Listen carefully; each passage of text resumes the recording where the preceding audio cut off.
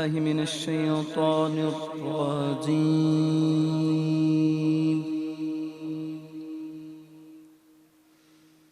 بسم الله الرحمن الرحيم.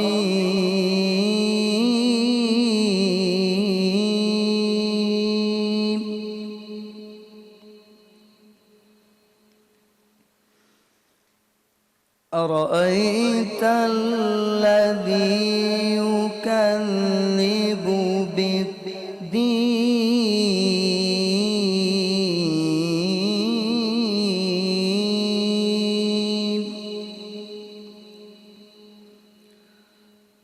فذلك الذي يدع اليتيم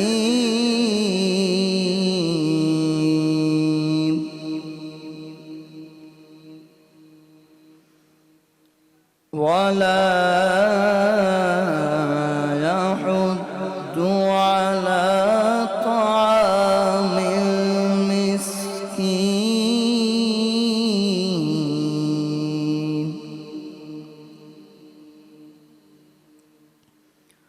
فويل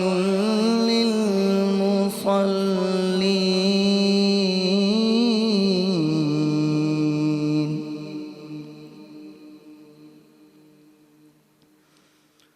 فويل للمصلين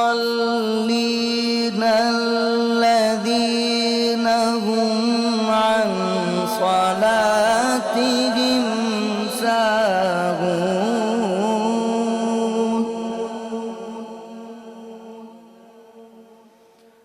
الذين هم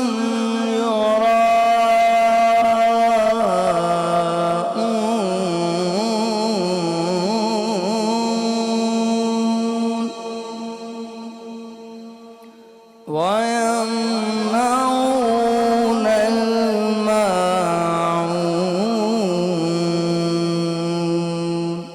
صدق الله العلي العظيم.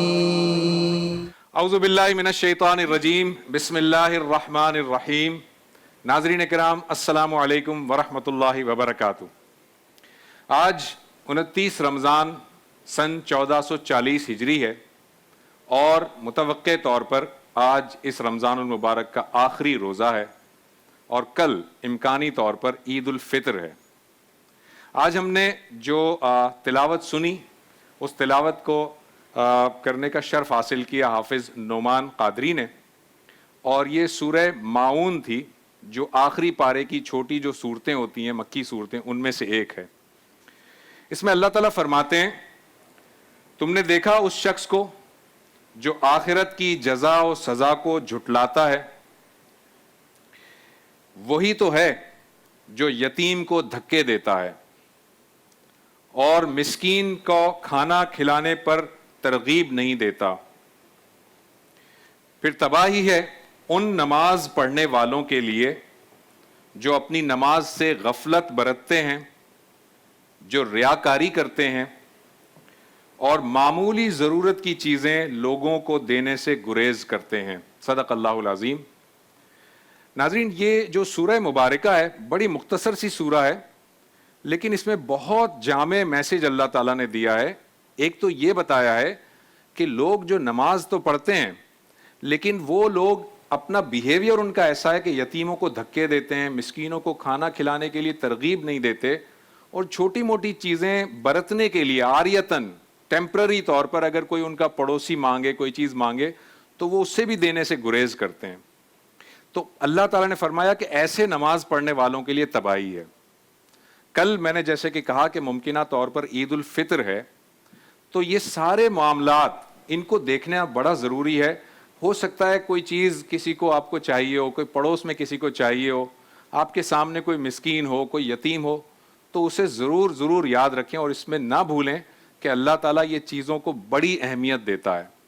آج ہم گفتگو کریں گے عید الفطر کے حوالے سے. عید الفطر کو پیغمبر صلی اللہ علیہ وسلم نے کس طرح منانے کو حکم دیا ہے، آپ کی سنت مبارکہ اس میں کیا تھی، آپ نماز پڑھنے جاتے تھے تو کیسے جاتے تھے، آپ اہتمام کیسے کرتے تھے عید الفطر کا. ان ساری باتوں پر ہم آج گفتگو کریں گے، مگر سب سے پہلے ہم چلتے ہیں ریما جی کی جانب. جی ریما. بہت بہت شکریہ ڈاکٹر صاحب. اعوذ باللہ من الشیطان الرجیم، بسم اللہ الرحمن الرحیم. تمام دیکھنے والوں کو بہت ہی ادب سے السلام علیکم ورحمۃ اللہ وبرکاتہ.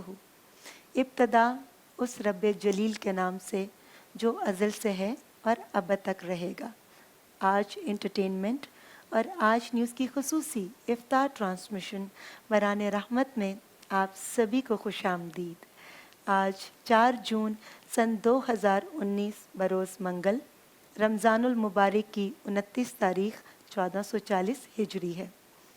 ایسا لگتا ہے پلک جھپکتے ہی رمضان گزر گیا. ابھی کل ہی کی تو بات ہے، ہم رمضان کے آنے کی تیاریاں کر رہے تھے اور آج 29 دن 29 لمحوں میں سمٹ کر آ گئے.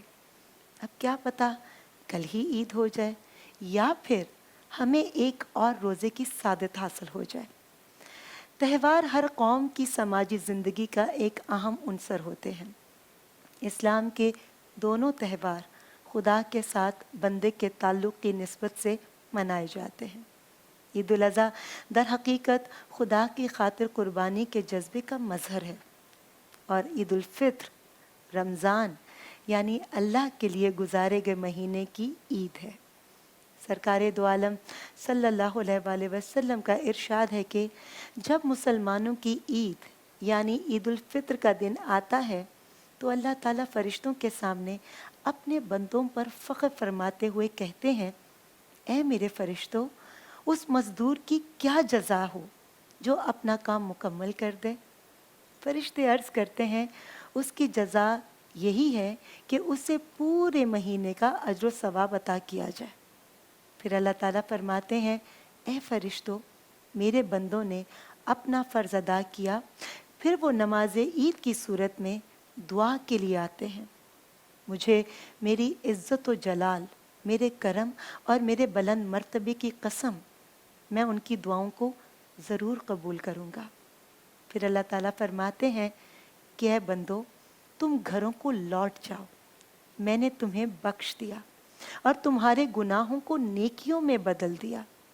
پھر وہ بندے عید کے نماز سے لوٹتے ہیں. اس دوران کیا کرم ہے میرے رب کا کہ ان کے سارے گناہ معاف ہو چکے ہوتے ہیں. اللہ تعالیٰ رمضان المبارک کے روزے، عبادات، حقوق اللہ اور حقوق العباد کی ادائیگی کے صلے کے طور پر ہمیں بخشش اور عید الفطر کی خوشیاں عطا فرماتے ہیں. کہتے ہیں غم بانٹنے سے کم اور خوشیاں بانٹنے سے بڑھ جایا کرتی ہیں. تو کیوں نہ ہم اس عید کی خوشیوں کو ان لوگوں کے ساتھ بھی بانٹیں جو دنیاوی اعتبار سے صاحب حیثیت نہیں. کیا خوب کہا ہے کسی نے، کبھی دے کر کبھی لے کر میرا رب آزماتا ہے، میری قدرت میں ہے سب کچھ، ہمیں وہ یہ بتاتا ہے. نوازا ہے اگر تم کو تو یہ اس کی نوازش ہے، جو تم پر ہو رہی ہے یہ اس کی رحمت ہی کی بارش ہے. تمہیں دے کر ذمہ داری تمہاری وہ بڑھاتا ہے، حصے میں تمہارے دوسروں کا بھی تو کھاتا ہے. خوشی میں اپنے شامل دوسروں کو کرتے جاؤ تم، جھولی ان کی بھر کے اپنی جھولی بھرتے جاؤ تم. بران رحمت میں آج ہم ذکر کریں گے رمضان کے بعد ملنے والے تحفے عید الفطر کا، اور جانیں گے اپنے علماء کرام سے اس میں پوشیدہ رموز اور اپنی ذمہ داریوں کے بارے میں، مگر اس چھوٹے سے بریک کے بعد.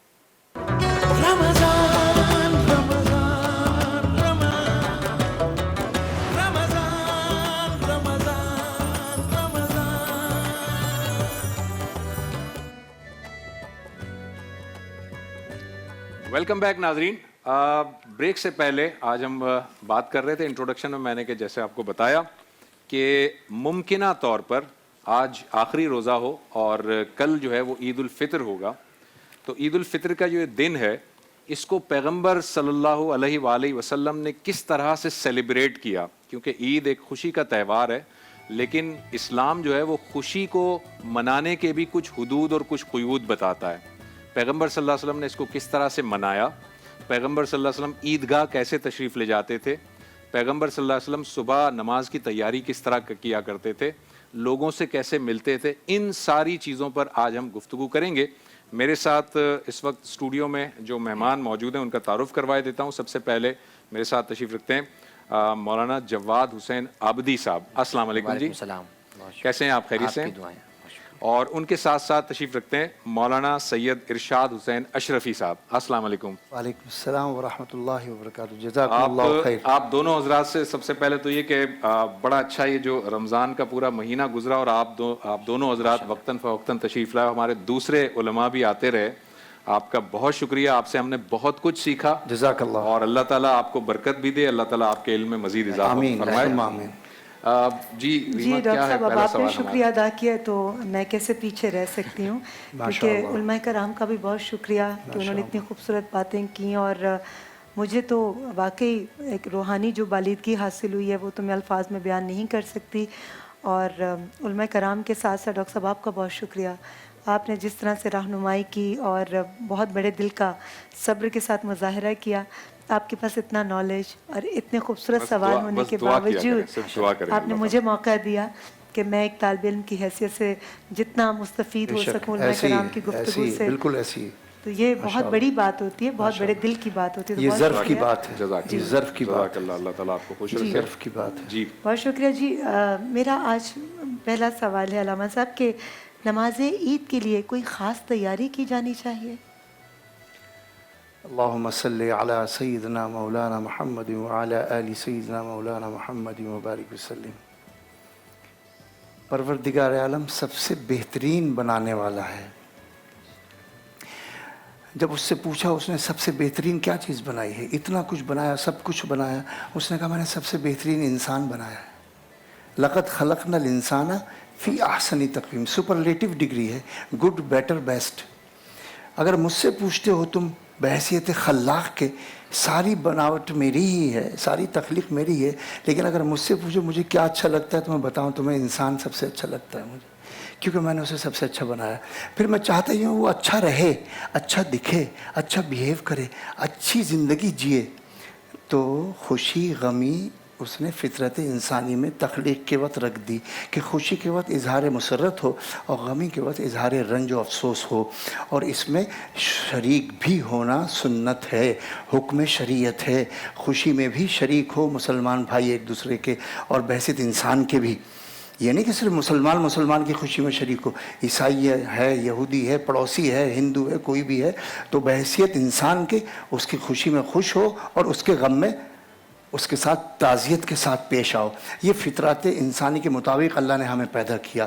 تو تہوار ریکوائرمنٹ ہے انسان کی، تاکہ وہ کھل کے اظہار مسرت کر سکے، اور دنوں کی بنسبت زیادہ اظہار مسرت ہو، تو اللہ نے اس کو ریگولیٹ کیا ہے، اسے روکا نہیں ہے، اس کو منع نہیں کیا۔ وہی دو تہوار جو اسلام سے پہلے تھے، وہی دو تہوار اسلام میں ہیں، لیکن ان کو ریگولیٹ کر دیا کہ دیکھو میں نے تمہیں بنایا ہے، اور تمہاری سب سے بڑی جو معراج ہے وہ بندگی ہے کہ تم میرے بندے ہو۔ تمہاری سب سے بڑی خوبصورتی یہ ہے کہ تم بندے ہو، تو بندگی کا اقرار کرتے ہو تو میری مان لو۔ آج خوشی کا دن ہے، خوب خوشیاں مناؤ۔ تم نے 1 مہینہ روزے رکھے، میں بہت خوش ہوں، تمہیں میں اتنا کچھ دوں گا کہ تم سے سنبھالا نہیں جائے گا۔ بس صبح میں 2 رکعت پڑھ لینا آ کے، صبح میں 2 رکعت پڑھ لینا آ کے۔ اس میں ہلہ گلا نہیں کرنے دوں گا میں، شور شراب و کباب نہیں ہوگا، بلکہ بندگی سے اس دن کا آغاز ہوگا، تاکہ تمہاری شان اور بڑھ جائے، تمہاری زندگی کا ڈھنگ خوبصورت دکھنے لگے، اور پھر فوراً فطرہ بھی دینا، غریبوں کی مدد کرنا۔ ایسا نہ ہو اس خوشی میں تم بھول جاؤ ان لوگوں کو جو خوشی تک پہنچنا چاہتے ہیں لیکن حالات اس کی اجازت نہیں دیتے، ان کو بھی شریک کرو۔ فطرہ منیمم ہے، میکسیمم کی کوئی حد نہیں ہے۔ یہ جو سمجھتے ہیں 100 روپے دینا ہے، 100 روپے نہیں دینے، 100 روپے تو لازم ہی دینے، اس سے تو بچت ممکن ہی نہیں ہے، لیکن تم اللہ کو ادھار دو، اللہ اس کے بدلے میں پھر کتنے 1000 گنا تمہیں واپس کرے گا۔ یہ موقع ہے، اس خوشی کے موقع کو ہاتھ سے جانے نہیں دینا۔ تو آپ کا جو سوال ہے تیاری یہی ہے کہ جیب سے پیسے نکالو، تیاری یہ ہے کہ اچھے کپڑے صاف ستھرے پہنو، تیاری یہ ہے کہ خوشبو لگاؤ، اور اپنی خوشی کو اپنے تک محدود نہ رہنے دو بلکہ دوسروں کو بھی اس میں شریک کرو۔ سبحان اللہ۔ سبحان اللہ، سبحان اللہ۔ اسی گفتگو کی روشنی میں پوچھوں ڈاکٹر صاحب؟ نہیں آپ پوچھیں بالکل۔ جی میں پوچھنا چاہوں گی علامہ صاحب کہ نماز عید کی فضیلت کیا ہے؟ بسم اللہ الرحمن الرحیم۔ رمضان المبارک کے بعد اور اس کے روزوں کے بعد پروردگار عالم نے ایک مسلمان کو، ایک مومن کو جو خوشی عطا فرمائی ہے وہ عید الفطر کی خوشی ہے. اور اس میں جیسے کہ تفصیل سے بات ہو بھی چکی پہلے کہ فطرہ اس میں ایک اپنے مقام پر الگ ایک پورا عنوان ہے. خود لفظ عید پہ اگر آپ غور کریں تو عید بہرحال ایک خوشی کا تہوار ہے. اور ہمارے ہاں اردو کے عرف میں کوئی نیا سوٹ کسی عام دن میں پہن کے آ جائے تو کہتے ہیں خیریت تو آج عید تو نہیں ہے. تو ہمارے عرف میں بھی مزاج ہی بن چکا ہے کہ خوش باش ہونا، ذرا اچھا قسم کی سیٹ اپ اور گیٹ اپ کے ساتھ جانا، یہ ایک عید کی علامت ہے. تو عید پہ بنیادی چیز تو یاد رکھیے کہ خوشی کا اظہار کرنا ہے. جیسے اظہار مسرت کہا جاتا ہے نا، اظہار ہوتا ہے آپ کے ایکٹ سے، آپ کے عمل و جوارح سے، آپ نے یہ کرنا ہے. اور دوسری بات یاد رکھیے گا کہ نماز عیدین جو دونوں پڑھ جاتی ہیں، عید الفطر اور عید الاضحیٰ، ہمارے یہاں فقہ جعفریہ کے اعتبار سے یہ دونوں نمازیں جب تک امام مہدی علیہ السلام غیبت میں ہیں، یہ دونوں نمازیں اس وقت تک واجب نہیں ہیں، البتہ مستحب ہیں. لیکن اس کو بغیر عذر شرعی کے چھوڑنا نہیں چاہیے، پڑھنا چاہیے، اس لیے کہ مسلمانوں کی ایک جمعیت ہے، ایک جماعت ہے، اور بڑا خوبصورت اس کا ایک روحانی منظر ہوتا ہے اور اس کو جاننا چاہیے. البتہ یہ وجوب کی حیثیت نہیں رکھتی ہمارے ہاں جب تک امام کا ظہور نہیں ہو جاتا. اس کے بعد یہ واجب کی حیثیت ہے، واجب کے طور پہ پڑھا جائے گا. اس کے علاوہ اس کی تیاری کے لیے بات یاد رکھیے کہ باقاعدہ رات سے، میں سمجھتا ہوں عید کی صبح سے نہیں، رات سے آپ اس کی تیاری شروع کر دیں. ساری رات یاد خدا میں بسر ہو، جسے لیلۃ الجائزہ بھی کہا گیا، اس پر یہاں بات ہو چکی ہے. یاد خدا سے بسر ہو، دل کینوں سے بغض سے پاک ہو چکا ہو، اپنے کاندھوں اپنی گردنوں سے دوسروں کا حق اتار چکے ہوں، فطرے کی صورت میں، زکات کی صورت میں، کسی کے قرض کی صورت میں، اپنے دل کو دوسروں کی ناراضگیوں سے پاک کر چکے ہوں. کیا ہی اچھا ہے کہ تمام ذمہ داریاں اور اپنے معاملات کو درست کر کے صبح جب خدا کی بارگاہ میں کھڑے ہوں گے، اس کا منظر ہی کچھ اور ہوگا. پھر یقیناً خدا اپنی بارگاہ سے آپ کو واپس نہیں لوٹائے گا. تو اس کی بھرپور تیاری کیجئے. غسل فرمائیے، پیغمبر کی سنت ہے. خوشبو لگانا پیغمبر کی متواتر سنت ہے. سفید لباس پہن سکے تو نور علی نور ہے، کیونکہ سفید لباس جنتیوں کا لباس کہا گیا ہے. آپ صلی اللہ علیہ وسلم جب جاتے تھے آپ سفید لباس زبطن فرماتے تھے. امامہ شریف سر پہ باندھیے، اور بہت سارے اس کے مقام پر ننگے پاؤں ہو کر عیدگاہ جانا یہ سنت رہی ہے. تو بہرکیف یہ تمام چیزیں ملحوظ خاطر رکھیے تاکہ عید کی حقیقی جو معنویت ہے اس کو ہم پانے میں کامیاب ہو جائیں. ماشاءاللہ. اچھا، اس میں آپ نے جیسے کہ فرمایا کہ عیدگاہ جو ہے وہ ننگے پاؤں، یا جو آپ نے جو بھی آداب بتائے، میں نے یہ بھی کہیں پڑھا ہے، آپ اس کو ذرا بتائیے گا کہ پیغمبر صلی اللہ علیہ وسلم نے فرمایا کہ عیدگاہ میں جو ہے وہ خواتین بھی جائیں. اور آپ نے یہاں تک فرمایا کہ اگر خواتین اپنے مخصوص ایام میں ہوں تو بے شک وہاں نماز میں شریک نہ ہو، لیکن وہ جائیں تاکہ ایک اتحاد اور ایک اتفاق کی سی فضا نظر آئے. اس پہ ذرا روشنی ڈالیے گا. میں عرض کروں، شریعت کے معاملات ہمیشہ قیامت تک ارتقائی مراحل سے گزرتے رہیں گے. ٹھیک. جو بنیادی محکم آیات ہیں ان میں تو تبدیلی نہیں ہوگی. بالکل. اجتہاد کا دروازہ ہمیشہ کھلا رہے گا. صحیح. ابتدا میں فرائض نمازوں میں بھی، 5 وقتہ نمازوں میں خواتین شریک ہوا کرتی تھیں.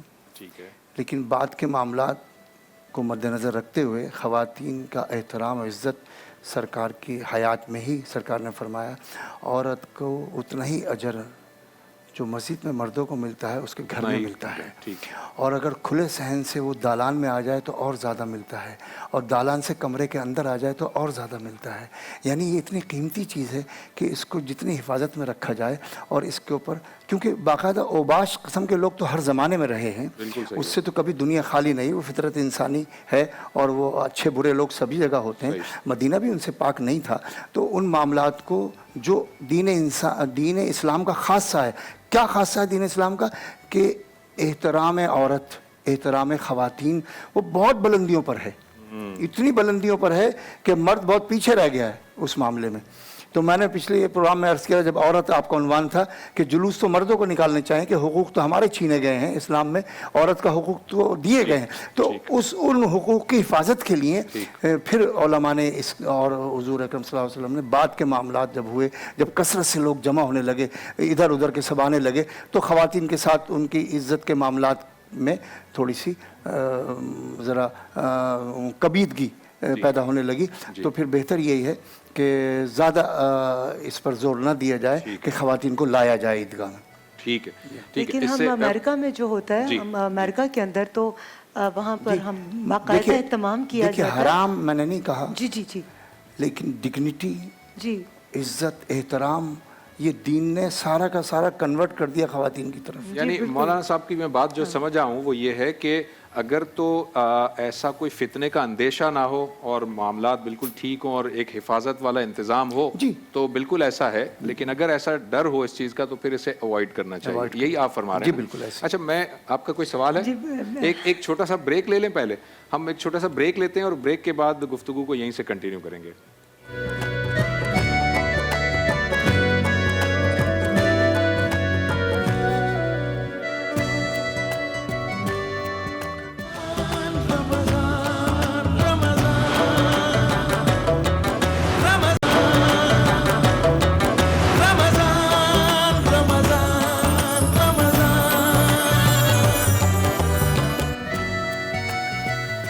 ویلکم بیک ناظرین، آج ہم گفتگو کر رہے ہیں عید الفطر سے متعلق ساری بات ہو رہی ہے کہ اس میں کیسے معاملات تھے پیغمبر صلی اللہ علیہ وآلہ وسلم کے۔ جی ریما، آپ کا کیا نیکسٹ کویسچن کیا تھا؟ بہت ہی معصومانہ سا سوال ہے جی۔ میرا کہ عید والے دن بچے اکٹھے ہو جاتے ہیں، بڑے بھی اکٹھے ہو جاتے ہیں اور وہ عیدی کے حوالے سے کہتے ہیں اور عیدی مانگتے ہیں، تو میں پوچھنا چاہوں گی کہ عیدی کے حوالے سے دین اسلام میں کیا احکامات ہیں؟ الرحمن الرحیم، سوال چونکہ معصومانہ ہے لیکن اس کے جواب میں تھوڑا سا میں گریز کروں گا۔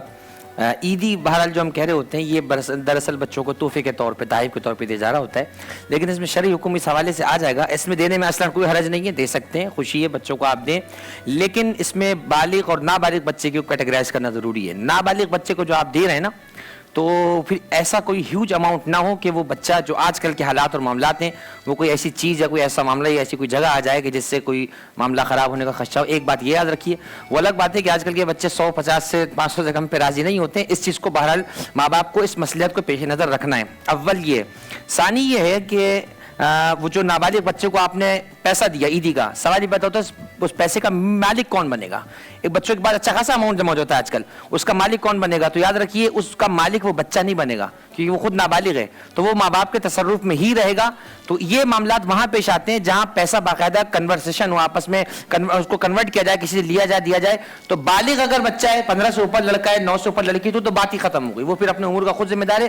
نابالغ بچوں کی ہم بات کر رہے ہیں، اتنے ہیوج اماؤنٹ ان کے ہاتھ میں نہ دیا جائے، عیدی کے طور پہ کچھ بھی چھوٹے بچوں کو دیں، انہیں کوئی تحفہ دے دیں، کوئی چیز دے دیں، کچھ نہ کچھ رقم دیں، لیکن اگر نابالغ بچہ ہے تو اس کے مال کی ملکیت اس کے ماں باپ کے ہاتھ میں ہوگی، جو اس کا باپ اور دادا ہوتا ہے۔ اس حوالے سے تھوڑا سا احتیاط کرنی ضرورت ہے، اس کے علاوہ ادروائز عیدی میں آپ دیں، کوئی حرج نہیں ہے۔ ماشاءاللہ ٹھیک، آپ نے ویسے اچھا بتایا، لیکن وہ ویسے ماں باپ کے تصرف میں ہی آ جاتا ہے، ماں باپ اس سے لے ہی لیتے ہیں، نہیں دیتے، بچے نہیں دیتے۔ اچھا، بچے نہیں دیتے۔ اچھا، میں مولانا صاحب آپ سے یہ بھی جاننا چاہوں گا کہ ہم عید الفطر پہ تو بات کر رہے ہیں، ظاہر عید کا جو پہلا دن ہے وہ اصل میں شوال کا بھی پہلا دن ہے۔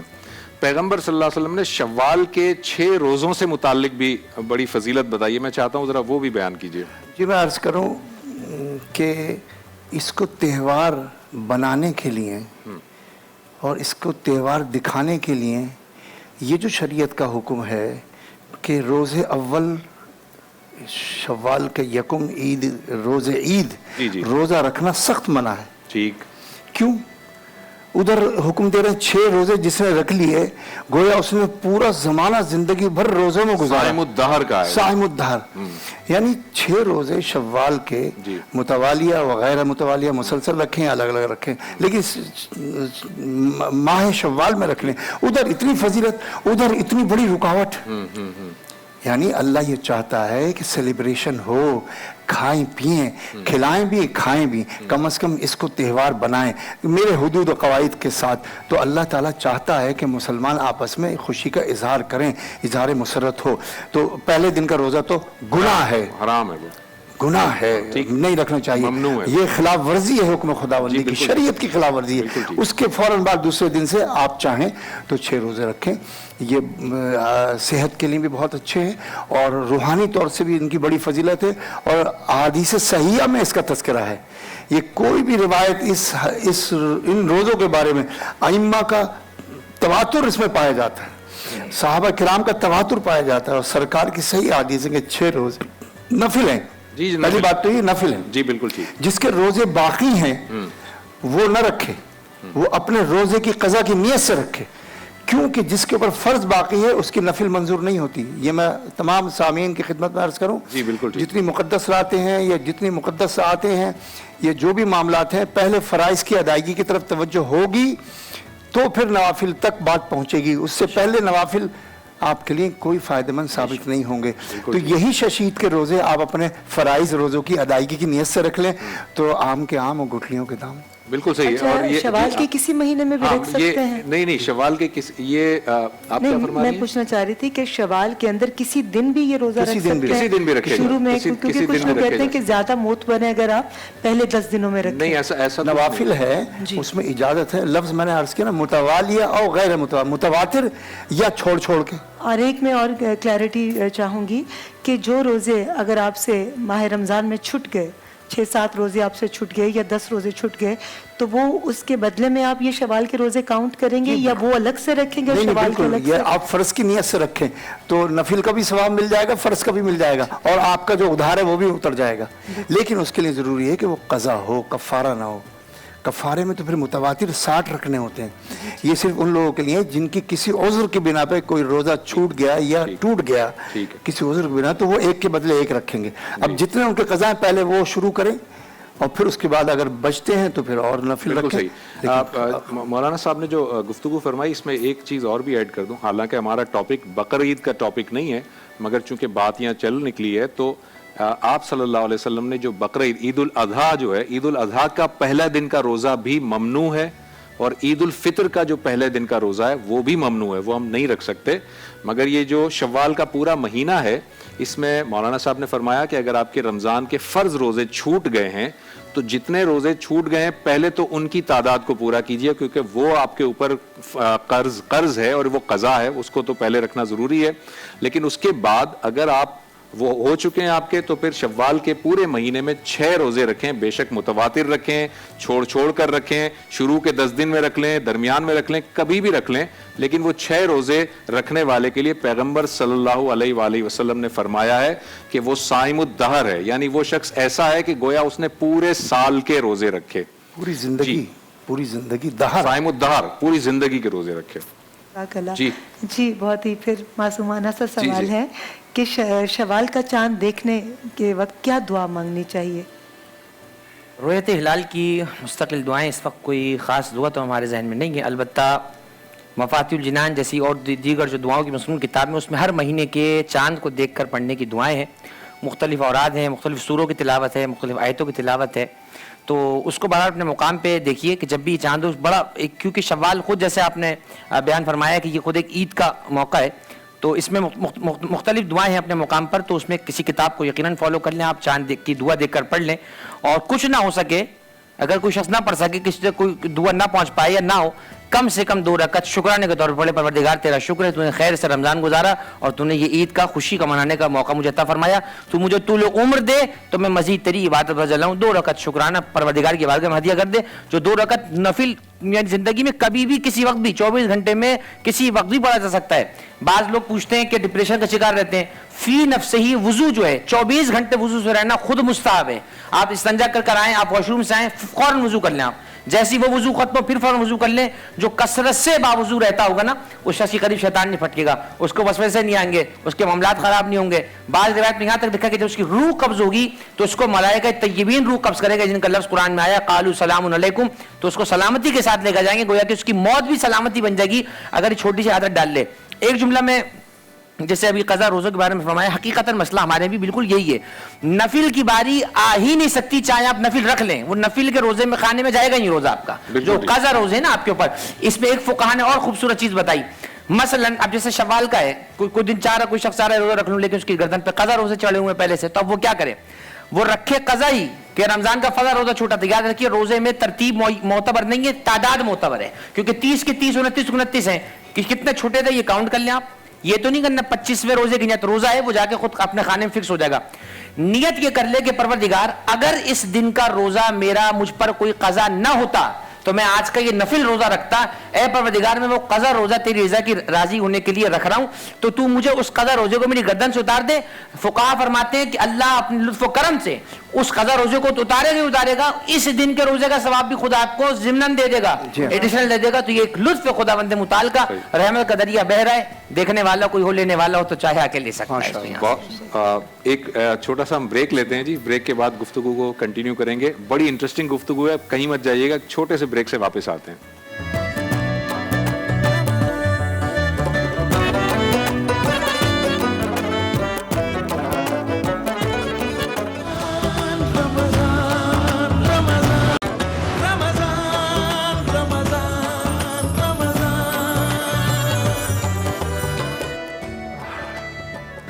ویلکم بیک ناظرین. ابھی ہم مختلف باتیں کر رہے تھے عید الفطر سے متعلق اور ابھی شوال کے روزوں کو ڈسکس کر رہے تھے. اگلا سوال ہمارا اسی سے متعلق ہے, روزوں سے متعلق ہے, کوئی اور کویشچن ہے؟ روزوں کے متعلق ہے اور بہت ہی پیارا سوال ہے کہ ہمارے پیارے نبی صلی اللہ علیہ وآلہ وسلم وہ کس طرح سے عید مناتے تھے؟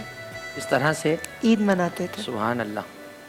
نبی کریم صلی اللہ علیہ وسلم کی سیرت طیبہ کا سب سے روشن پہلو جو ساری آپ کی سیرت پر غالب ہے, یوں تو حضور کی سیرت کا ہر گوشہ ہی غالب ہے, اغلب ہے بلکہ, لیکن حضور جب خوشی کا معاملہ فرماتے تھے تو آپ صلی اللہ علیہ وسلم سب سے زیادہ غریبوں اور یتیموں کا جو ہے نا خیال فرماتے تھے. خود پیغمبر کی حدیث ہے کہ قیامت میں اور یتیم کی کفالت کرنے والا اس طرح سے ہوں گا, اور یہ کہ آپ نے 2 انگلیوں کی طرف اشارہ فرمایا, بلا مبالغہ فرمایا, میں اور یتیم کی کفالت کرنے والا. بالکل ایسے ہی, اور حضور نے مبالغہ نہیں ہے, باقاعدہ یعنی حضور کے ساتھ حضور کے درجے میں ہوگا. اب کفالت میں بہت سی چیزیں آ جاتی ہیں. ایک کفالت کا معنی یہ کہ اس کو ساتھ رکھنا, کوئی شیلٹر دینا, ایک معنی یہ. ایک معنی یہ ہے اس کو فائنینشلی اتنا زیادہ سپورٹ کرنا کہ اس کے تعلیم کے معاملات, اگر لڑکی ہے تو اس کے نکاح کے معاملات, کوئی بیوہ خاتون ہے تو اس کو روزمرہ کے خرچ کے معاملات, یا کوئی ایسا کاروبار, ٹھیک ہے آپ کنٹینیوسلی پیسہ نہیں دے سکتے, کوئی کاروبار لگوا دیں, اس کی کسی بچے کو کام پہ لگوا دیں, یہ سب چیزیں یتیم کی کفالت میں آ جائیں گی. نمبر 1. ثانیاً یہ بات یاد رکھنی چاہیے کہ آپ جو بھی لباس پہن رہے ہیں, دیکھیے لباس فاخرہ پہننے کو شریعت نے منع نہیں کیا ہے. قرآن کا حکم ہے وَأَمَّا بِنِعْمَتِ رَبِّكَ فَحَدِّثْ, جو تمہارے رب نے تمہیں دیا ہے وہ جتاؤ, قطعاً منع نہیں ہے. لیکن یاد رکھیے گا, یہ بھی یاد رہے کہ یہی قرآن کہتا ہے کہ لن تنالوا البر حتى تنفقوا مما تحبون.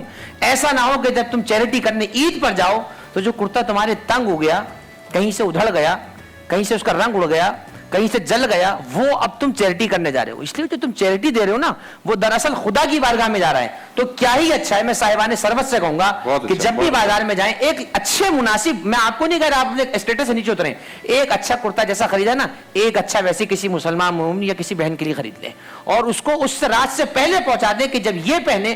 روایت میں جملہ موجود ہے کہ جس شخص نے کسی برہنہ مسلمان کو لباس پہنایا, اللہ قیامت میں اسے جنتی لباس پہنائے گا. وہ دن کہ جب ہر انسان برہنہ ہوگا, لباس نہیں ہوگا قیامت کے اندر, اللہ اسے بہشتی حلہ عطا فرمائے گا. ایک بات یاد رکھیے, چھوٹے چھوٹے بچے آپ مسجد کے باہر جاتے ہیں دیکھتے ہیں, ہمارے ذہن میں سوال آتا ہے تو مانگنے والے ان کا تو پیشہ ہے. ایک لمحے کے لیے یہ سوال ذہن سے نکال دیں اور ایک لمحے کے لیے یہ سوچیے کہ ہم بھی تو خدا سے وہ ضدیں کرتے ہیں دعاؤں میں جس کے ہم حقدار ہیں اور حقدار نہیں ہیں. تو جب وہ سب کچھ ہمیں دے رہا ہوتا ہے تو اس کی مخلوق میں بھی یہ نہ کریں, دے دیں. جو شخص مانگ رہا ہے اس رات دے دیں, نیت کر لیں اپنی طرف سے اپنے بچوں کے صدقے کی, اپنی خیر کی, بھلائی کی, خدا کی رضا کی نیت کر لیں, اس پہ سب کچھ آ گیا. غریبوں کو یاد رکھیں, اچھی چیز پکی نا, آس پاس ڈھونڈے, کوئی ایسا غریب تو نہیں رہتا جس کے گھر میں آج بھی کچھ اچھا نہیں پکا ہے, ایک ڈش نکال کے اچھا سا اس کے گھر پہلے پہنچائیں, میٹھی ڈش پہنچائیں. دروازے پہ کوئی مانگنے آ گیا ہے, یہ دیکھا گیا ہے, آ جاتے ہیں مانگنے والے, دے دے. روز تو نہیں آتے نا آپ کے دروازے پر, آ جائیں, کچھ سمجھ کر آئیں, خدا نے آپ کے دروازے پر اسے بھیجا ہے, آپ اسے دے دیں, اللہ کے نام پر دے دیں, اللہ کو راضی کرنے کے لیے دے دیں. میں ایک جملہ کہہ کے بات تمام کر دیتا ہوں. ایک دفعہ مسجد نبوی میں حضور کے پاس ایک سائل آیا, اور جیسی آیا تو آپ نے فرمایا جاؤ میرے گھر سے لے لو. دق الباب کے جناب زہر تشریف لائیں تو فرمایا کہ آج میرے گھر میں تو کچھ نہیں ہے. اتنے میں سلمان فارسی گزر رہے تھے, آپ کو بلایا, بلانے کے بعد کہا میرے ان دونوں بچوں کو لے جاؤ, حسن و حسین کو, اور فلاں یہودی کے پاس ان کو گروی رکھ دو اور اس سے جو پیسہ ملے وہ اس سائل کو دے دو. اب دیکھیے ہمیں اس طرح سے سخا کرنا شرعی طور پر ہم پر واجب نہیں ہے, نہیں آپ منع کر سکتے ہیں, کوئی پابندی نہیں, یہ ہمارا فعل ہے, وہ ان حضرات کا فعل ہے. آپ نے شہزادوں کو بھیج دیا, کام میں شام سورج ڈوبنے سے پہلے علی کے ذریعے سے وہ یہودی کو اناج چکا کر اپنے بچوں کو واپس بلا لوں گی. دیکھیے وہ جو سخاوت کر رہی تھی وہ جناب فاطمہ بنت محمد تھی, اس وقت نبی کی بیٹی تھی. اب شام کو جو پریشان ہو رہی ہے نا بیٹھ کے, وہ ماں پریشان ہو رہی ہے, شام ہونے لگی, حضرت علی آئے, کہا کہ میرے بچے بھی تک نہیں آئے, میرے بچے پریشان ہوں گے, بھوکے ہوں گے, پیاسے ہوں گے. رسول گرامی تشریف لے آئے, فرمایا کہ بابا میں نے اس طرح سے سائل کی حاجت کو پورا کر دیا, میں نے بچوں کو سورج ڈوبنے سے پہلے پہلے بلانے کا کہا تھا. تو آپ نے فرمایا فاطمہ مت گھبراؤ, اس لیے کہ خدا اس وقت تک سورج کو غروب نہیں کرے گا جب تک تمہارے بچے اب گھر میں نہ آ جائیں. تم نے اس کی رضامندی کے لیے اپنے بچوں کو قربان کر دیا. چنانچہ روایت میں جملہ موجود ہے کہ سورج کو روکا رہا, کہیں سے حضور نے انتظام فرمایا, یہ تو گھر جو خود مسبب الاسباب ہے, آزمائش ہوتی ہے, کہیں سے انتظام ہوا, وہ جا کر جو گیہوں دیا گیا, بچوں کو لے آیا گیا. تو یہ سیرت بھی ہمیں ملتی ہے. تو ہم اس ایکسٹریم پہ نہ جا پائیں, کم سے کم یتیموں کو, غریبوں کو, بیواؤں کو. اور ایک جملہ میں اور کہوں گا, خدا ہم سب کے ماں باپ کو سلامت رکھے, آپ کے ماں باپ کو سلامت رکھے, آپ کے ماں باپ کو سلامت رکھے. جن کے ماں باپ جا چکے ہیں خدا ان کو درجات بلند فرمائے. اس رات ان کے پاس ضرور جائیے جن کی اولاد نے انہیں چھوڑ دیا ہے, اس رات جائیے, ان سے جا کے لپٹ جائیں, ان کو ماں کہیں, ان کو اپنا باپ کہیں, پھر دیکھیے عید کا مزہ کیسے دوبالا ہو جاتا ہے. اور جن کے ماں باپ نہیں ہیں وہ ان کی قبر پہ جائیں، ان کی قبر پہ جائیں، ان کے لیے دعائیں خیر کریں، اور جن کے ماں باپ نہیں ہیں وہ دوسروں کو جا کے گلے لگائیں کہ پروردگار میرے ماں باپ ہوتے تو میں آج ان کے ساتھ یہی سلوک کرتا، اور جن کے ماں باپ ہیں ان کی تو ذمہ داری بہت بڑی ہے، ان کی قدموں میں اپنی جنت کو، خدا کی رضا کو تلاش فرمائیں، انشاءاللہ خدا بھی راضی ہو جائے گا، رمضان بھی ان کا ہو جائے گا، عید بھی ان کی خود بخود ہو جائے گی۔ بہت زبردست، بہت زبردست۔ مولانا صاحب یہ بھی بتائیے گا، ابھی جیسے انہوں نے فرمایا کہ قبر پہ جائیں، ہم دیکھتے ہیں کہ عید الفطر والے دن بہت سارے لوگوں کا یہ معمول ہوتا ہے کہ وہ نماز عید کے بعد قبرستان جاتے ہیں، اپنے پیاروں کی ظاہر قبر کو زیارت کرنے جاتے ہیں، ان کو وزٹ کرتے ہیں، فاتحہ خوانی کرتے ہیں۔ یہ عمل کیسا ہے؟ یعنی ویسے تو پیغمبر صلی اللہ علیہ وسلم نے فرمایا کہ زیارت قبور کی آپ نے بڑی اہمیت بتائی، آپ نے فرمایا قبروں پہ جایا کرو تاکہ تمہیں موت یاد آئے، لیکن عید الفطر کا دن جو کہ خوشی کا دن ہے اس میں قبرستان جاتے ہیں اور اس میں وہ موت کو یاد کرتے ہیں، اس حوالے سے میں چاہوں گا کچھ روشنی۔ اللہم صلی علی سیدنا مولانا محمد وعلی آل سیدنا مولانا محمد وبارک وسلم۔ اسلام ایک ایسا واحد دین ہے جس میں موت سے تعلق ختم نہیں ہوتا، سب سے بڑی خوبی اس میں یہ ہے، یہ مومن کو مرنے نہیں دیتا۔ بظاہر لگتا ہے کہ وہ قبر میں چلا گیا، لیکن ہمارے دین نے ان افراد سے تعلقات سکھائے ہیں باقاعدہ۔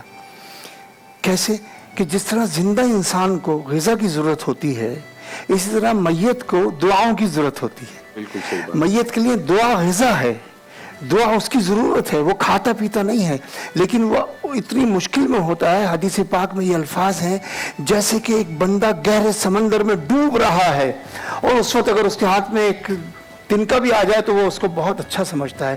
تو یہ تم کو چاہیے کہ تم دعائیں کر کر، نیک کام کر کے، صدقات دے کر ایصال ثواب، ایصال کہتے ہیں بھیجنے کو، ثواب کہتے ہیں اچھی بات کو، کہ ایصال وہاں تک پہنچے، وہاں تک ثواب پہنچے، تو دعا کرنی چاہیے۔ تو آج کا دن تو خوشیوں کا دن ہے، تم زندوں کے لیے کھانے پکا رہے ہو، ان کی ضروریات کا خیال کر رہے ہو، تو تمہارے اپنے وہاں ان کی ضرورت دعا ہے، تو گھر سے بھی دعا ہو سکتی ہے، لیکن وہاں جا کے دعا کرو گے تو رقت قلب میں اضافہ ہوگا۔ اس لیے بزرگوں کا یہ دستور رہا ہے، بزرگوں نے سکھایا ہے، یہ بہت ہی اچھا عمل ہے، اس پر حد الامکان کوشش کرنی چاہیے کہ عید الاضحیٰ ہو یا عید الفطر ہو یا شب برات ہو، یہ ساری مغفرت کے وقت ہیں۔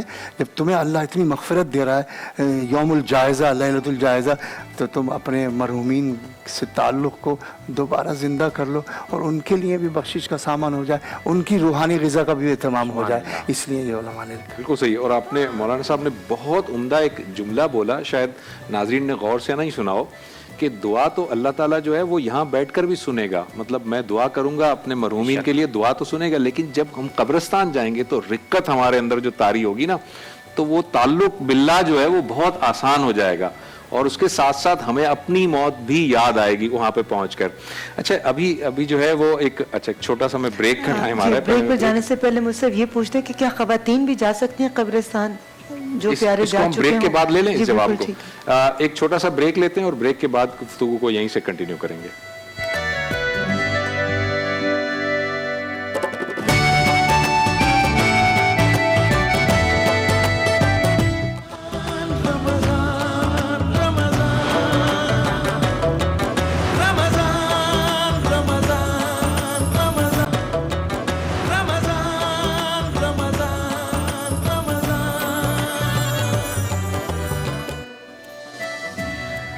ویلکم بیک ناظرین، ابھی ہم گفتگو کر رہے تھے زیارت قبور سے متعلق کہ عید الفطر کی خوشیوں میں اپنے ان لوگوں کو، عزیزوں کو بھی نہ بھولیں جو اس دنیا سے رخصت ہو گئے، اور ظاہر ہے کہ ان کے لیے جو ہے آپ جب ان کی قبروں کو وزٹ کرتے ہیں تو رقت طاری ہوتی ہے، ایک آپ کو اپنی موت بھی یاد آتی ہے، اور ان کے لیے بھی توشہ آخرت جو ہے وہ آپ بھیج سکتے ہیں۔ ریما کا سوال بریک سے پہلے یہ تھا کہ کیا خواتین بھی قبرستان جا سکتی ہیں؟ جی مفتی صاحب آپ بھی بتائیے گا اور پھر آپ بھی بتا دیجیے گا۔ بسم اللہ الرحمن کافی الرحیم۔ ہے ماشاء اللہ۔ عید الفطر پہ جو آپ نے خاص پوچھا نا، تو یاد رکھیے گا اس حوالے سے کوئی خاص شرعی حکم موجود نہیں ہے، ایک لوگوں میں اچھا رواج ہے اور شریعت ایسی چیزوں کو منع نہیں کرتی ہے، لیکن ہر اچھی چیز کو مشروع نہیں کرنا چاہیے، اس کو شرعی نہیں کہنا چاہیے، یہ ذرا ایک تھوڑا سا علمی پہلو ہے۔ بہرحال جائیں، اچھی بات ہے۔ اور میں تو جملہ حضرت کی گفتگو سے استفادہ فرما رہا تھا، جب آپ زندوں سے ملتے ہیں خوشی ہوتی ہے۔ مجھے بتائیے جس بیٹے کی ماں مر چکی ہے تو اس کو عید کا مزہ گھر میں آئے گا یا قبرستان میں آئے گا؟ تو اس لیے دیکھیے شریعت نے قدغن نہیں لگائی، کیونکہ شریعت عین دین فطرت ہے۔ شریعت نے کہا جاؤ، تمہیں اگر مزہ ماں کی قبر پہ آتا ہے جاؤ، تمہاری ماں کی روح تم سے مل کے خوش ہو جائے گی, تم اس کی قبر پہ جا کے خوش ہو جاؤ گے. تو بہرحال ایک یہ الگ پہلو ہے, جاننا چاہیے, قطعاً اس میں کوئی قباحت نہیں ہے. جہاں تک آپ نے سوال کیا خواتین کے حوالے سے, تو دیکھیے خواتین کے حوالے سے ہم بات کرتے ہیں تو ایک ہم لفظ کہتے ہیں کہ پردے میں جانا. تو میں سمجھتا ہوں پردے میں جانا کی شرط نہ بھی لگائیں تو عورت کو ویسے ہی گھر سے باہر پردے کے نکلنے کی اجازت نہیں ہے. اور قبرستان میں ایک عوامی گفتگو سنتے ہیں, وہ عوامی بہرحال کیا ہے, اس میں کوئی علمی اتنی مضبوطی نہیں پائی جاتی کہ مردوں کی نگاہ نامحرم پہ پڑتی. تو یاد رکھیے مرنے کے بعد محرم نامحرم کا مسئلہ اس عنوان سے ختم ہو جاتا ہے کہ مردوں کی نگاہ پڑ رہی, کیونکہ مرنے کے بعد خواہشات ختم ہو جاتی ہیں, نفسانی خواہشات ختم ہو جاتی ہے. اب وہ مردے ہیں نہیں ہیں وہ ایک الگ چیپٹر ہے. عورت قبرستان جا سکتی ہے اگر حجاب اس کے ساتھ ہے, یہ ہم پھر شرط لگا رہے ہیں, کیونکہ بغیر حجاب کے جا رہی ہے تو مردوں سے زیادہ تو وہ باہر گناہ کا انتظام کرے گی جا کر, اگر کوئی عورت باہر قبرستان سے جا رہی ہے. تو ایک بات تو یہ. پھر دوسری بات یہ ہے کہ اسلام کے اندر خواتین کا یہ باقاعدہ جانا ثابت رہا ہے. خود ام المؤمنین جناب عائشہ جایا کرتی تھیں آپ جنت البقیع کی مبارک قبروں پر. خود جناب زہرا سلام اللہ علیہا حضرت امیر حمزہ رضی اللہ تعالیٰ عنہ کی قبر پہ جاتی تھی, اور آپ نے ان کی قبر کی مٹی سے تسبیح بنائی تھی جسے آپ پڑھا کرتی تھیں. اور قبور کی زیارت کے حوالے سے ایک جملہ بڑا پیارا یاد آ رہا ہے. ایک شخص نے حضرت امام جعفر صادق علیہ السلام سے پوچھا کہ مولا کوئی موعظہ فرمائے, کوئی نصیحت فرمائے. آپ نے ایک جملہ فرمایا کفاکم بالموعظۃ الموت, تمہاری نصیحت کے لیے موت کافی ہے. فرمایا تمہارے گھر کے سامنے فلاں قبرستان ہے, مجھے تعجب ہے جس گھر کے سامنے قبرستان ہو وہ شخص مجھ سے نصیحت کی باتیں کرتا ہے. بہلول دانا بہت بڑے ایک عارف گزرے, ایک دانا گزرے جنہیں زمانہ دیوانہ کہتا تھا, مگر تاریخ والوں نے دانا لکھا ہے. دیکھا کہ ایک زمانے میں قبرستان میں جا کے بیٹھے, بسیرا لگا لیا, خیمہ لگا لیا, ایک کٹیا سی بنا کے بیٹھ گئے. کسی نے پوچھا کہ بہلول تم یہاں بیٹھے ہو, قبرستان میں بیٹھے ہو, شہر میں کیوں نہیں آ رہے؟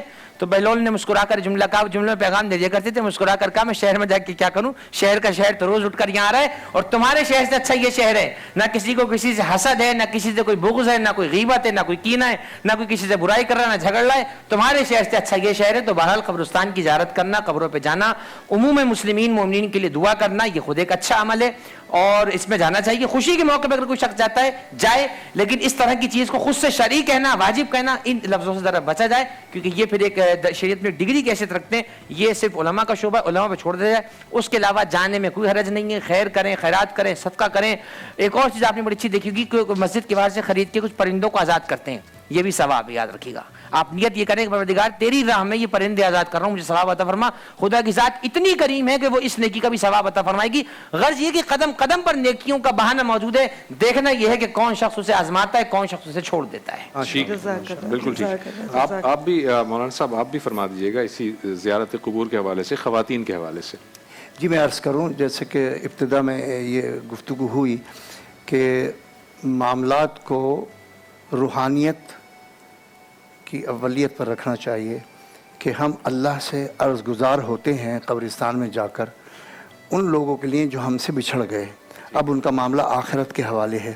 تو یہ بہت ہی نازک منزل ہے, یہ عام عبادت نہیں ہے جو مسجد میں کی جاتی ہے.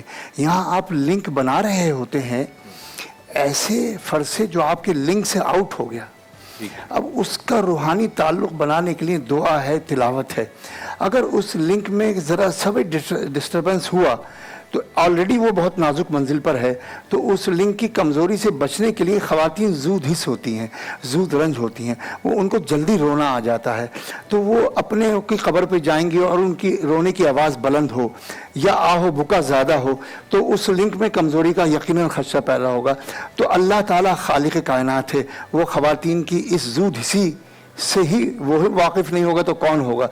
تو شاید یہ بھی مصلحت ہے, ایک پردے کی بھی مصلحت ہے, اور یہ آہو بکا مردوں کی بنسبت برداشت عورتوں میں کم ہوتی ہے, ان کے جذبات بہت نرم ہوتے ہیں. تو اس سے بھی بچنے کے لیے, کیونکہ یہ مناسب نہیں ہوتا کہ وہاں آپ اصال ثواب کی بھی کیفیت میں ہوں اور رونے دھونے کی آواز بھی ہو, تو شاید یہ وجہ ہو, تو اس سے پرہیز لازم. ٹھیک, ڈاکٹر صاحب اسی سے ریلیٹڈ بہت چیز ہمارے یہاں پوچھتے ہیں لوگ, اور دیکھنے میں آیا ہے کہ کسی کی ماں مر گئی, مثلا بچے چھوٹے ہیں, بچوں کو صبر نہیں آ رہا, قبر کی مٹی ذرا سی چکھا دو.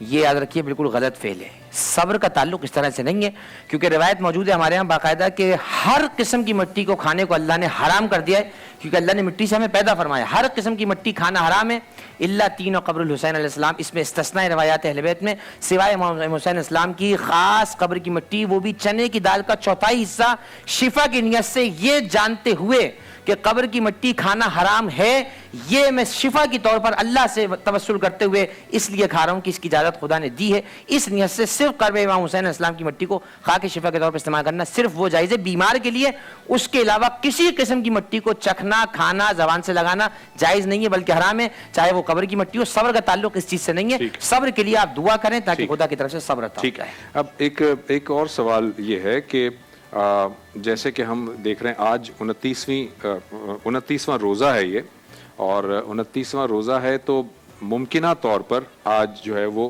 شوال کا چاند نظر آ جائے گا۔ جب شوال کا چاند نظر آتا ہے تو اس رات کو لیلۃ الجائزہ کہتے ہیں ہم، ایسا ہی ہے؟ بالکل ایسے ہی۔ اچھا، لیلۃ الجائزہ کے اندر بھی کچھ نبی صلی اللہ علیہ وسلم نے کچھ احکامات دیے ہیں کہ لیلۃ الجائزہ میں کیا کرنا چاہیے مومنین کو؟ جی بسم اللہ الرحمن الرحیم، یقیناً اس کے لیے بھی مستقل یہ اصطلاح خود حدیث میں لفظ وارد ہوا ہے لیلۃ الجائزہ۔ یاد رکھیے جائزہ جو ہے جواز سے نکلا ہے، جواز کا بیسکلی معنی ہوتا ہے پاس، پروانہ، رقعہ جسے ہم کہتے ہیں نا، پرچی یوں کہیے آپ، تو اس کی جمع بن گئی ہے، اس کا مصدر بن گیا جائزتن، اور جواز اس کا مصدر ہے۔ اور یاد رکھیے گا یہ جو رات ہے، روایت جلہ موجود ہے کہ ہاتف غیبی کی صدا، فرشتوں کی صدا ہے، بندوں تک اللہ کی ایک آواز آتی ہے، ہلموا الی جوائزکم، چلو اپنے انعامات کی طرف، چلو اپنے ایوارڈ قبول کرو، چلو اپنے تحائف قبول کرو۔ مجھے بتائیے ایک شخص کسی اسٹیج پہ کسی منچ پہ بلایا گیا، اسے مدعو کیا ہوگا کہ آج آپ کو فلاں محنت کے عوض میں ایوارڈ ملے گا، کوئی تقریبی سند ملے گی، کوئی سرٹیفکیٹ ملے گا، اور اس دن اس کا نام اناؤنس ہو اور وہ اپنے انعام کو قبول کرنے کی بجائے کسی اور جگہ چلا جائے، بڑا اہم کام ہو، کوئی لاب و لاب کی تو بات نہیں کر رہا، اہم کام ہو، مجھے بتائیے وہ انسان عاقل اس وقت اپنا انعام قبول کرے گا یا کسی دوسرے کام کی طرف جائے گا؟ انعام قبول کرے گا۔ بالکل، پورا 29 دن 28 دن جو ہم نے محنت کی نا، خدا اس کا جواب ہمیں دے رہا ہے، سرٹیفکیٹ کے طور پہ، انعام کے طور پہ، ایوارڈ کے طور پہ، شیلڈ کے طور پہ، تحفے کے طور پہ۔ اللہ کہہ رہا ہے آؤ لے لو، بندہ کہہ رہا ہے نہیں مجھے تو بازار جانا ہے، مجھے تو گھومنے جانا ہے، مجھے تو فلاں جگہ جانا ہے۔ اس رات کو عبادت میں گزاریے، خدا کا ذکر خدا کرتے رہیے، تکبیرات پڑھتے رہیے اپنے مقام پر، کثرت سے درود حضور پہ پڑھتے رہیے، ان کے آئے پہ درود پڑھتے رہیے، اور سب سے بڑی بات اس رات اب خدا سے یہ امید لگائے اور کہے پروردگار 28 دن تو نے شیطان کی بھی یاد رکھی، اب ہمارا موضوع اس وقت ہی نہیں لیکن جملہ کہہ کے گزر جاتا ہوں، 28 دن شیطان کو بند کیوں رکھا ہے؟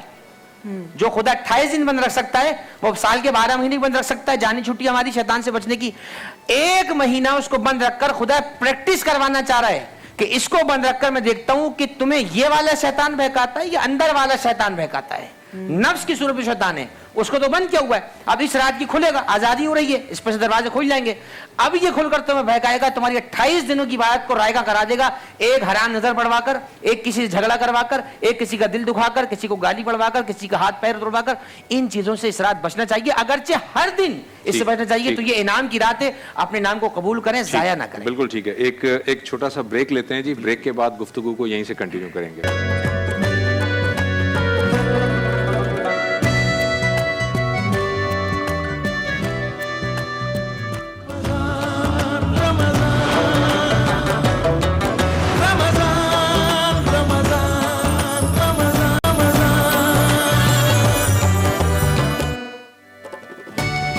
ویلکم بیک ناظرین، ہم بات کر رہے ہیں عید الفطر سے متعلق، شوال سے متعلق، عید کے دن جو ہے زیارت قبور سے متعلق، لیلۃ الجائزہ سے متعلق، یہ ساری گفتگو ہو چکی ہے۔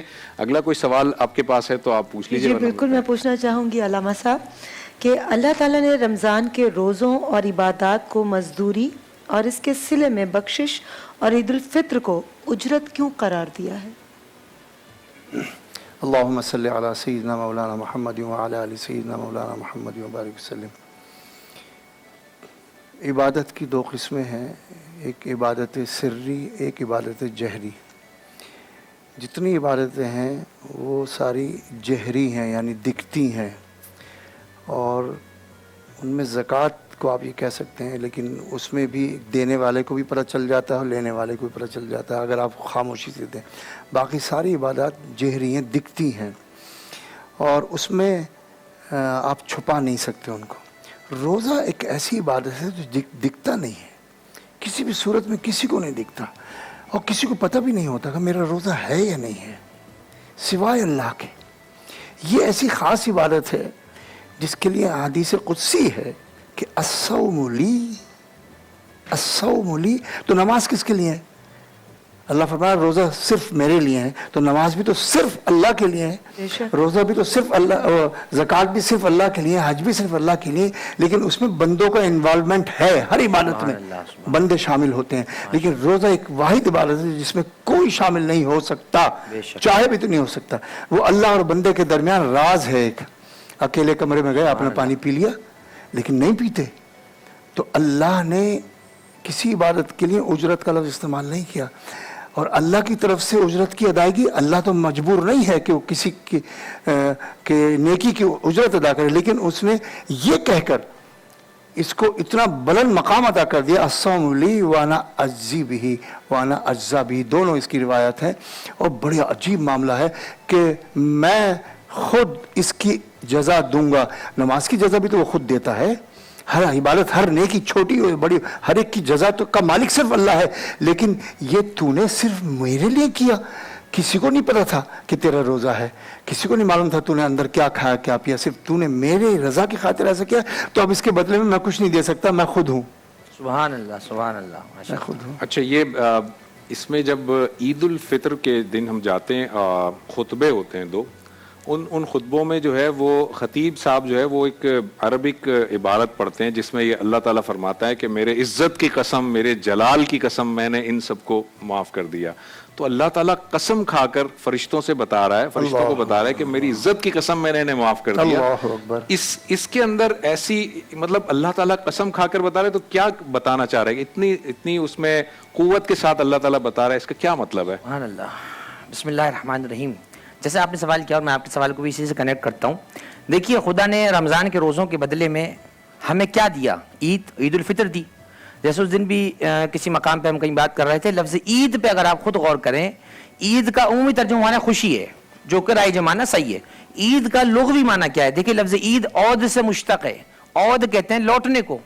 عید کو اللہ نے عید قرار دیا ہے کہ اس دن بندگان خدا واپس میری بارگاہ میں لوٹ آئیں۔ عید دراصل یاد الہی کو منانے کا بہترین ذریعہ ہے۔ عید دراصل منظر قیامت کو یاد کرنے کا بہترین ذریعہ ہے۔ جس طرح میدان محشر میں ہر شخص جمع ہو کر خدا کے سامنے اپنی لو لگائے گا نا امید کی، بالکل وہی منظر عید کا ہے کہ کھڑے ہوں گے، دو خطبے ہو رہے ہیں، اس کو سنا جائے، اور اس کے بعد خدا کے سامنے کھڑا ہو کے 5 مرتبہ قنوت پڑھا جاتا ہے، اللہم اہل الکبریاء والعظمت واہل الجود والجبروت واہل التقوی والمغفرہ۔ عجیب جملے ہیں اس قنوت کے، اگر پڑھو اس پہ خود ایک گفتگو ہے اپنے مقام پر بحث ہے۔ تو بہرحال اس بات کو یاد رکھیے کہ عید خدا کی یاد کو دوبارہ تازہ کرنے کا نام ہے۔ اس دن دوبارہ خدا کی بارگاہ میں لوٹ کر آئیں، اور ایسے لوٹ کر آئیں کہ جب فرشتہ روح لینے آئے تو ہم خدا کی بارگاہ میں ہوں، اس کے بندے کی صورت میں ہوں، اس سے پھر کر نہ جائیں، تو حقیقت میں وہ شخص عید کو پا لیتا ہے جو اپنے آپ کو خدا کی بارگاہ میں پیش کر دیتا ہے۔ بہت شکریہ جی، بہت شکریہ، thank you so very much, آپ نے وقت نکالا۔ مولانا صاحب آپ کا بہت شکریہ۔ ناظرین، جیسے کہ آپ جانتے ہیں آج 29واں روزہ ہے، اور ممکنہ طور پر یہ آخری روزہ ہے اس رمضان المبارک کا، اور آج ہماری ٹرانسمیشن کا بھی پھر ظاہر ہے آخری دن ہے۔ میں اس موقع سے فائدہ اٹھاتے ہوئے یہ ضرور کہنا چاہوں گا کہ ہماری یہ جو پورے مہینے کی جو ٹرانسمیشن رہی، اس پورے مہینے میں آپ نے مجھے دیکھا، ریما کو دیکھا، آپ نے فرحان علی وارث کو دیکھا، آپ کی سامنے فرنٹ اینڈ پر ہم 3 لوگ موجود تھے، لیکن یہ ٹرانسمیشن جو آپ تک پہنچائی گئی، اس کے پیچھے ایک بہت بڑی ٹیم تھی، اس کی کاوشیں تھیں، اس کی کوششیں تھیں، اور انہوں نے بڑی کوشش اور انتھک جدوجہد کے ساتھ آپ تک یہ ٹرانسمیشن پہنچائی۔ اس میں ہمارے تمام کیمرامین جو یہاں پر موجود ہیں، وہ کیمرامین، آڈیو ڈپارٹمنٹ، ہمارا سیٹ ڈپارٹمنٹ، ہمارا make up, script department, research, content, transportation, wardrobe, production, MCR، PCR، IT department, supporting staff, یہ سارے کے سارے جو لوگ ہیں، ایک ایسا شخص جو پانی پلاتا تھا نا ہمیں لا کر، پانی کا جگ دیتا تھا، وہ بھی ہماری اس ٹیم کا حصہ ہے، اور اس کا بھی اتنا ہی کریڈٹ ہے جتنا کہ ہم لوگوں کا ہے۔ آپ اس ٹرانسمیشن میں جو کہ 3-4 گھنٹے کی ٹرانسمیشن ہے وہ تو آپ دیکھ رہے تھے، لیکن اس 3-4 گھنٹے کی ٹرانسمیشن کو آپ تک پہنچانے میں ہمیں جو ہے وہ گھنٹوں محنت کرنی پڑتی تھی، ہمیں اسکرپٹ دیکھنا پڑتا تھا، ہمیں کانٹینٹ دیکھنا پڑتا تھا، پروڈکشن ٹیم کے ساتھ بات کرنی ہوتی تھی، یہ پوری کی پوری محنت ہے۔ تو اپنی دعاؤں میں ان سب کو بھی یاد رکھیے گا، ای میکس کی پوری مینجمنٹ، آج ٹیلی ویژن، آج نیوز کی پوری مینجمنٹ، ان سب کو بھی اپنی دعاؤں میں یاد رکھیے گا، ان سب نے بہت زیادہ محنت کی ہے اور آپ تک یہ ٹرانسمیشن پہنچائی ہے۔ دوسری بات آپ کو میں یہ کرنا چاہوں گا کہ اس پورے مہینے میں ممکن ہے کیا یقیناً ایسا ہوا ہوگا کہ مجھ سے کوئی مسٹیک ہو گئی ہوگی, کوئی خطا ہوئی ہوگی, ریما سے کوئی مسٹیک ہوئی ہوگی, فرحان علی وارث سے ہوئی ہوگی, ہمارے علماء آئے ہیں ان سے کوئی بات ایسی لگی ہوگی کہ جو ہو سکتا ہے کہ وہ مناسب نہیں ہو, تو ان تمام سے بھی جو ہے وہ درگزر کیجئے گا. اور ہم خود بھی اللہ تعالیٰ کی بارگاہ میں دعا کرتے ہیں کہ جو کچھ ہم سے غلطی ہوئی, جو کچھ بھی ہم سے خطائیں ہوئیں, اللہ تعالیٰ ان سے درگزر بھی فرمائے, اور جو بات صحیح ہے وہ اللہ تعالیٰ ہم تک بھی اسے پہنچائے, ہمیں بھی اس کی ہدایت دے, اور آپ تک بھی وہ بات صحیح طور پر جو ہے وہ اللہ تعالیٰ پہنچا دے. اس کے ساتھ ساتھ اس پوری ٹرانسمیشن میں ہمارے ساتھ جو علماء کرام موجود رہے, آپ کو مختلف دینی حوالے سے آپ کو بتاتے رہے, آپ کو ایجوکیٹ کرتے رہے, ہم ان سب کے بھی شکر گزار ہیں. ہمارے ساتھ مولانا اقبال نقشبندی صاحب موجود تھے, مولانا ضامن عباس زیدی صاحب موجود تھے, ڈاکٹر جمیل راٹھور صاحب موجود تھے, مولانا جواد حسین عابدی صاحب جو یہاں موجود ہیں, مولانا سید ارشاد حسین اشرفی صاحب, اور دیگر جو اسکالرز یہاں آتے رہے, پورے مہینے آپ تک دین کی بات پہنچاتے رہے, ان کے بھی ہم شکر گزار ہیں.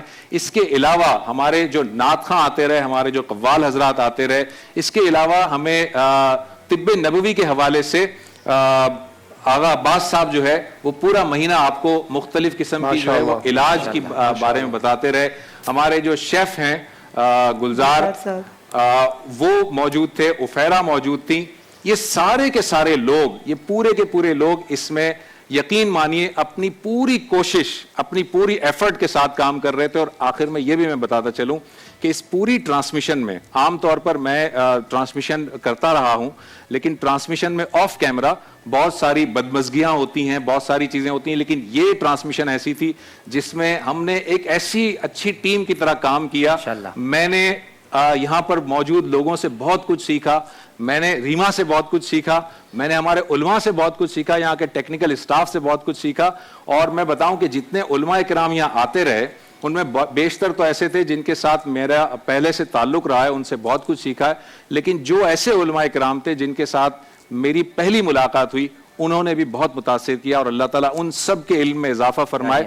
اور اللہ تعالیٰ نے سے یہ دعا ہے کہ اس ماہ مبارک میں ہم سے جو جو کوتاہیاں ہوئیں اور جو جو خامیاں رہ گئیں اور جو جو غلطیاں ہوئیں ان سے درگزر فرمائے. اور پیغمبر صلی اللہ علیہ وسلم نے فرمایا کہ جو شخص رمضان کا مہینہ پائے اور اپنی مغفرت نہ کروا سکے وہ تباہ ہو جائے اور وہ برباد ہو جائے. اللہ سے دعا ہے کہ ہمیں اس تباہی سے بچا لے اللہ تعالیٰ, اس بربادی سے بچا لے, اور ہمارے اس پورے رمضان المبارک کو اپنی بارگاہ عالیہ میں قبول کرے اور منظور کرے.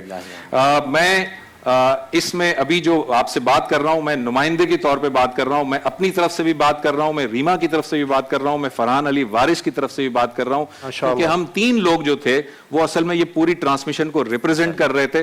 لہٰذا ہم تین جو لوگ تھے اس کا نمائندہ بن کر میں آپ سے بات کر رہا ہوں کہ اپنی دعاؤں میں ہمیں ضرور ضرور ضرور یاد رکھیے گا. آپ سے بس اس ہمارے جو شفیق احمد صاحب ہیں جو نعت خواں ہیں, وہ بھی پورے کے پورے شہر میں ٹرانسمیشن میں, افطار ٹرانسمیشن میں انہوں نے وقت نکالا. ان تمام لوگوں کو اپنی عبادتوں میں, اپنی دعاؤں میں ضرور یاد رکھیے گا, اور اللہ تعالیٰ آپ کے گھروں میں بھی برکتیں نازل کرے, آپ کے گھروں میں بھی رحمتیں نازل کرے. یہاں پر میں آپ سے میں تو اجازت چاہوں گا. اب یہ ہے کہ اگلے سال اگر اللہ تعالیٰ نے زندگی دی اور اللہ تعالیٰ نے مزید موقع دیا تو آپ کے سامنے رمضان کی ٹرانسمیشن میں اگلے سال ملیں گے. عید الفطر کی تمام مسلمانوں کو, اہلیان پاکستان کو اور تمام اہلیان اسلام کو عید الفطر کی آج ٹیلی ویژن کی جانب سے پیش کی مبارکباد. مجھے دیجیے اجازت. اللہ حافظ. ماشاءاللہ.